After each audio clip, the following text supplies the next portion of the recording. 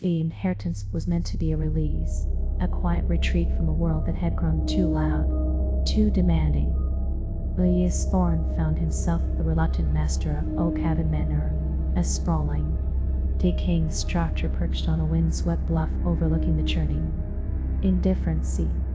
The moats danced like restless spirits in the infrequent shafts of sunlight that pierced the grime-caked windows. Every floorboard groaned a lament. Every shadow seemed to hold its breath. Deep within the forgotten wing, behind a tapestry depicting hunters forever chasing spectral stags, Elias discovered a small chamber that hadn't been touched in generations.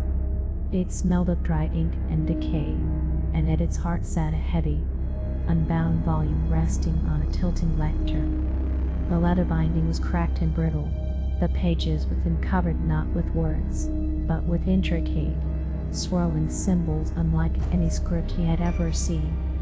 They pulsed with a strange, unsettling energy, even in the gloom. Obsession took root swiftly.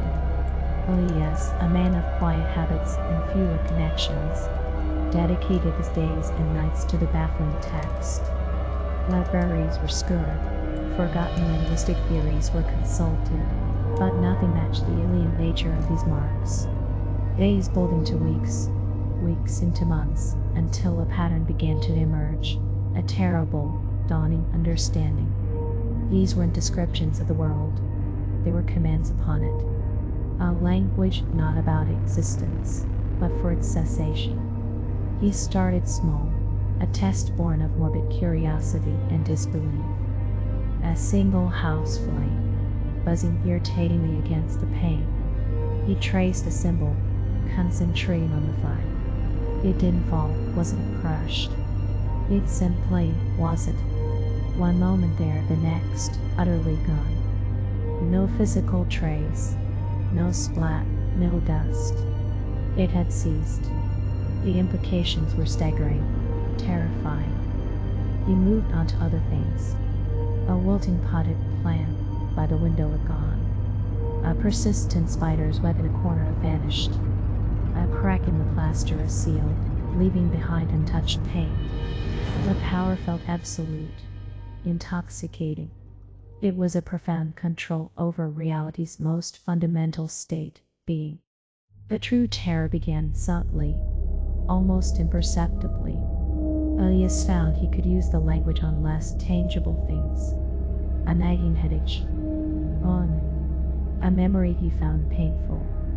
Faded, like smoke in the wind. A feeling of loneliness that had been a constant companion. Dissipated. Each time he wielded the language, a sense of profound relief washed over him. But it was followed by a strange emptiness, a quiet void where something used to be. As he delved deeper into the book's horrifying grammar, the truth revealed itself. The language demanded payment. It didn't create void from nothing. It required a trade. And the only currency it accepted was existence itself. Each time he ended something external, a part of his internal reality was offered in exchange. A sliver of memory, a shade of emotion, a facet of his personality, even fragments of sensory perception. He wasn't just ending things, he was ending himself, piece by meticulous piece. His days became a blur. The rooms of Oakhaven grew quieter, emptier, not just of physical things, but of the subtle echoes of life. His own mind became echoing hall, certain corridors now sealed off, their contents vanished. He looked in the mirror and saw a reflection that was fading, edges blurred, eyes holding a terrifying blankness. The emotions he once knew with joy, sorrow, fear were concepts he could recall describing, but no longer felt. He understood now. The language was a trap, an inevitable path to absolute self-annihilation. It was not a tool for creation, only for the ultimate negation.